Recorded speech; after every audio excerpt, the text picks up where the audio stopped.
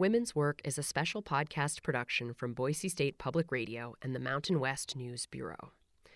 A warning for this episode, there is some swearing and a racial slur, so heads up.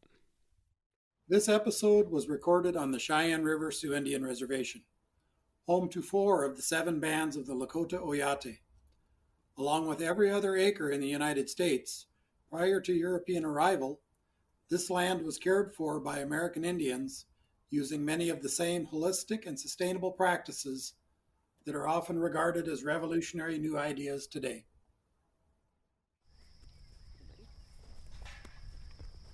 We'll come and we'll kind of slip around this side of the panel.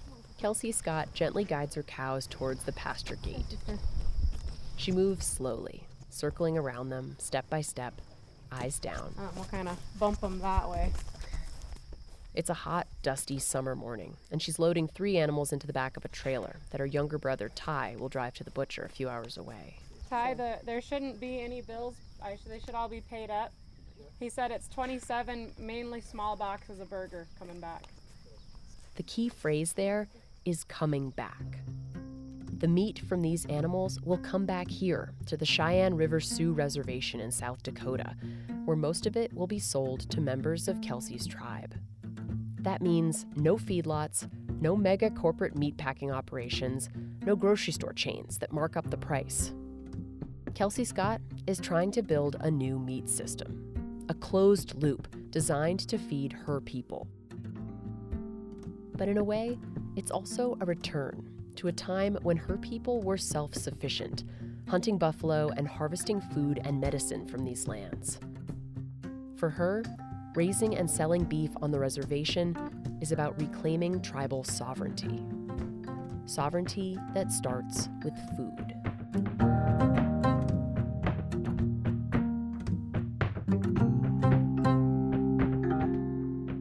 I'm Ashley Ahern, and this is Women's Work.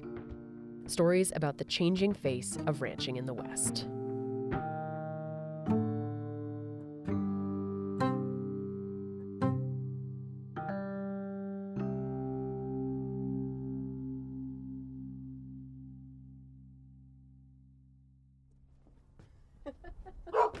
Sorry, the dogs like to bark. No worries. Sit. Okay, come in. You can come in now. I'm gonna wait till you're out. I arrive at Kelsey Scott's house in the afternoon. I sit down at her kitchen counter, and she offers me a beer. Well, the options that we have in this household are Michelob Ultra, the infusions, or Keystone Light. Or we have a Bud Light lemonade. She pauses to take off her glasses and clean them while we're talking. She has long brown hair with caramel highlights that she wears in a braid under a baseball cap. She has a quiet, determined confidence about her. I saw it in the way she treats her cows. She tells me she learned those traits from watching her dad train horses as a kid. Like, my earliest memories were being strapped into a saddle, moving cows with my dad, or sitting in the little blue barn on a tipped-over bucket watching him start colts. Training horses is all about patience. You have to be firm without losing your temper or showing weakness. And those lessons served her well when she went away to college at South Dakota State University. There was a dorm on campus for Native American students. And it was supposed to put students from the res together so that they felt a little more at home, and we'd have culturally centric hall activities and stuff like that. Within the first semester, across the wall in all of the bathrooms, somebody spray painted "Go Home Prairie Dogs." Kelsey said several of her Native American classmates dropped out that first year. Kelsey stuck it out. She took Lakota language classes, but was frustrated at the low quality of the teaching. She took history classes, but was frustrated at the one-sided way the professors talked about Western expansion and colonization.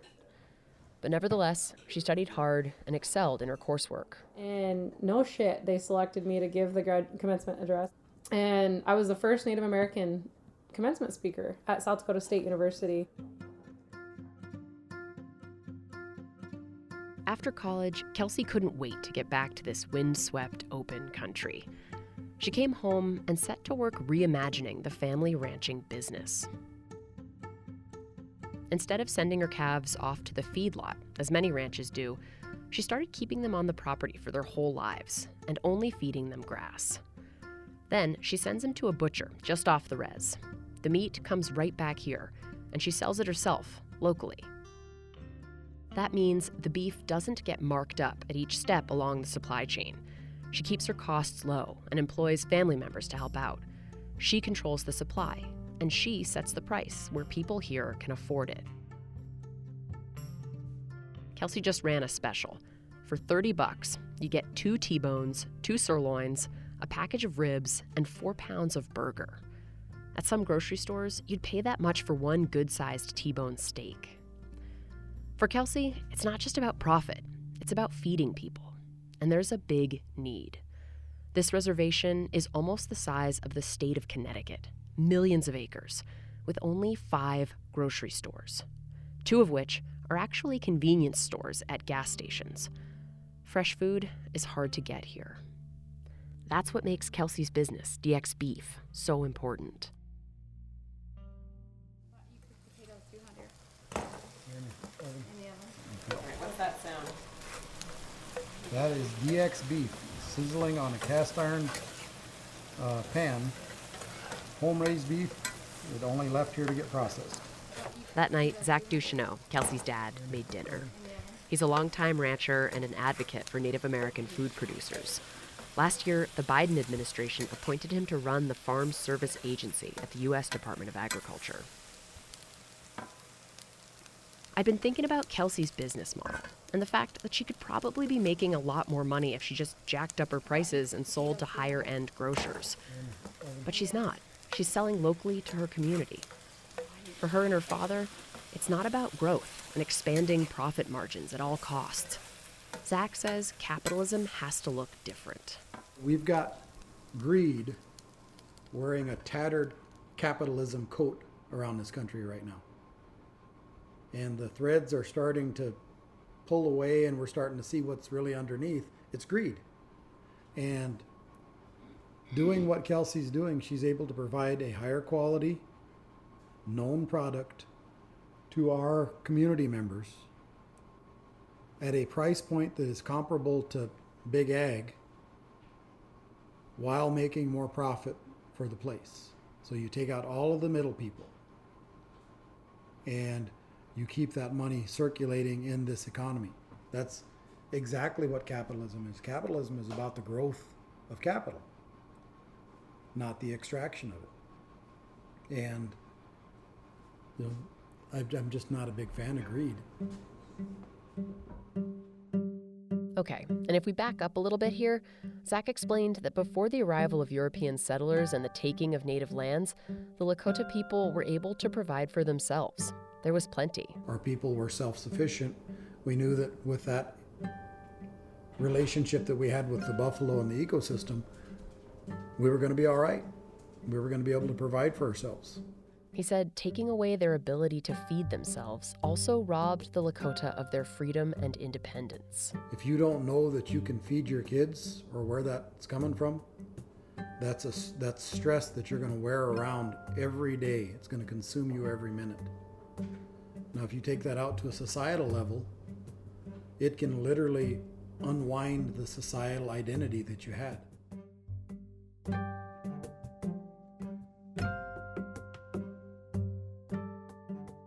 There's a movement that's been building for the last 15 years or so around food sovereignty.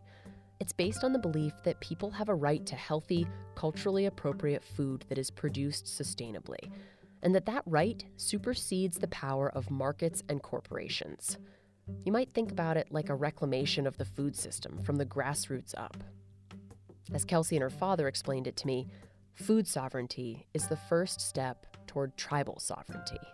So to me, food sovereignty is about recapturing that. If we as a nation within a nation don't have the ability to feed ourselves, the most basic biological need, we're going to struggle, and we're going to rend our hands over what our identity is, and we may get lost quite often.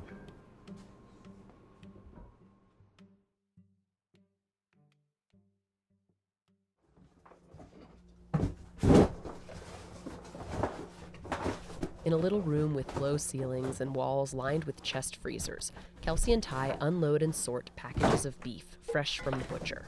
Yeah, I got my checklist of all the names of people who ordered beef. Ty carries in boxes of T-bones, sirloin, ribs, brisket, and pounds of burger. And Kelsey puts the different cuts into bags. My aunt is on her way to pick up the deliveries that are going to go to Eagle Butte, South Dakota, and she'll deliver to around 35 people.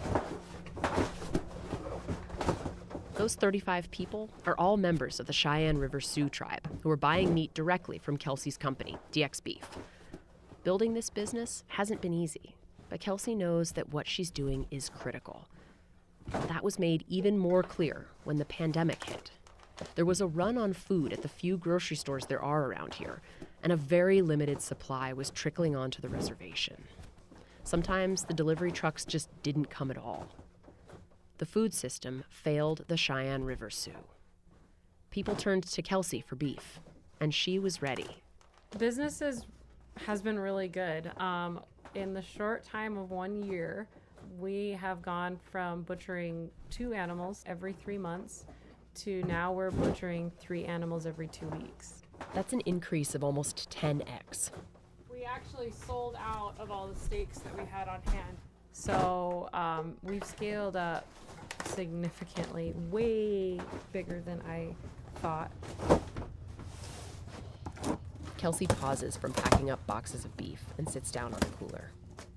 There's probably close to 8 head of animals in this storage room right now. And those 8 head of animals are going to feed dozens and dozens of family members.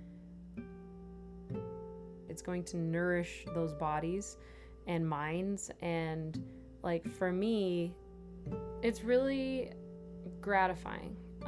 It's incredibly humbling. Just to think about it, like I get chills up my spine to know that the animals I have put time and money and energy and so much thought and care into raising get to live out such a just life that they're still nourishing community members after they're gone.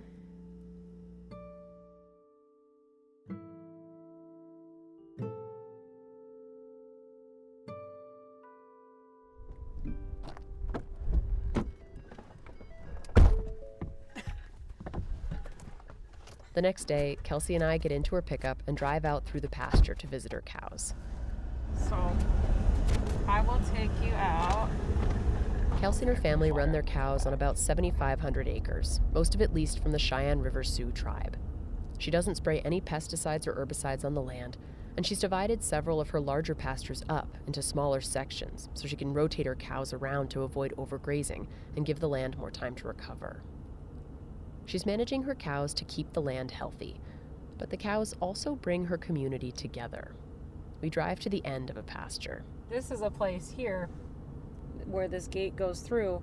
We typically would put our branding corrals up there, and this is where we would brand year after year.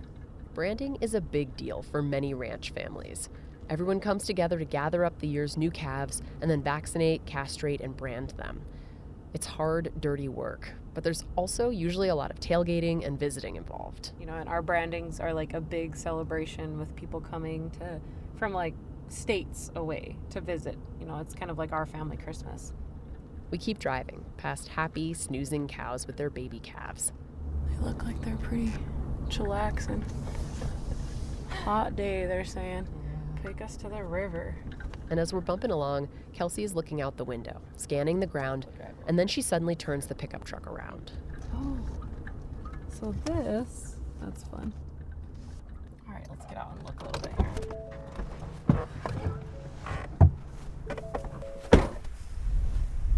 Windy. It is windy, yeah. I thought that I saw a wild turnip. She crouches down and pulls back the tall grass to reveal the stalk of a small plant with 5 star-shaped leaves and a fuzzy bunch of seed pods at the top. It's called a wild turnip, or timsala in Lakota. And then this is a plant that we traditionally would go gather, and we still do. It's Timsala season right now, so a lot of people go gather. Kelsey gets a shovel out of the back of the truck and digs around the base of the plant to pop out the root. So there's the turnip. And so this, the teaching is that you always put back what you take. So you'll want to, you take the top of this turnip plant, because we've taken out the root. And then we'll bury the top to replenish nature that we just took from. She keeps the root bulb, which is about the size of a small lime, but she gently tucks the seed pods from the top of the plant back into the earth. So do these things, if it's overgrazed, you wouldn't have these things growing here? Yeah, yep. This is a little tiny one. The Timsala root can be eaten raw. It tastes kind of like a starchy radish, or it can be fried, boiled in stews, or ground into a fine powder and used like a flour.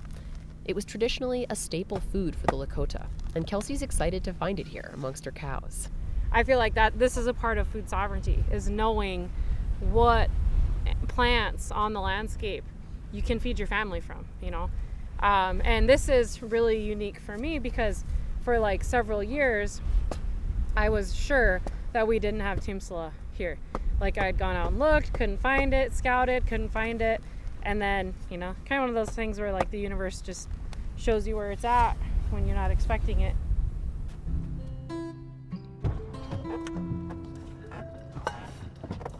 Just leave that gate open because I don't think they're gonna come through it at all right now. So this is the water tank that we've got, and it's spilling into the creek there, downstream.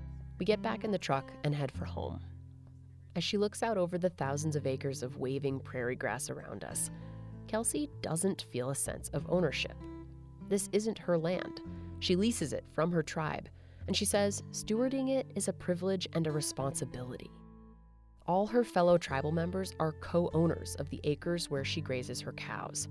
So in a way, feeding them her beef seems only right.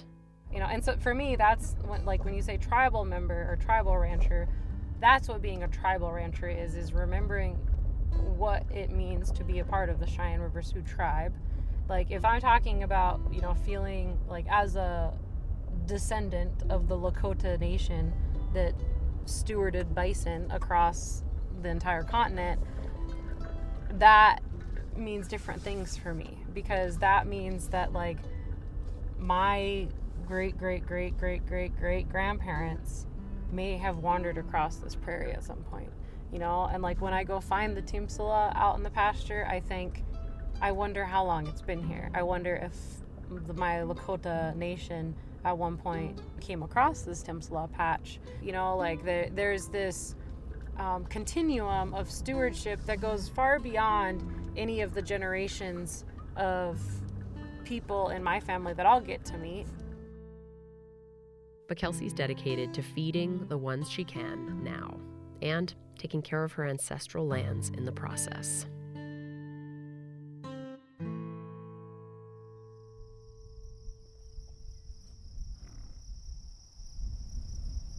Next episode, we're heading to Idaho wolf country to ride the range with 7 sisters who are finding new ways to keep their cows safe and keep wolves around. They have every right to be out here. They're part of this natural ecosystem. They've been here way longer than we have.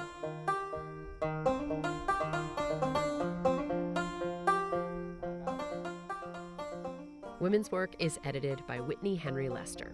Special thanks to Christine Trudeau for help on this episode. The land acknowledgement at the top was recorded by Zach Ducheneau, Kelsey's dad. Sound design is by Liza Yeager. Art for the series is by Katie Michael.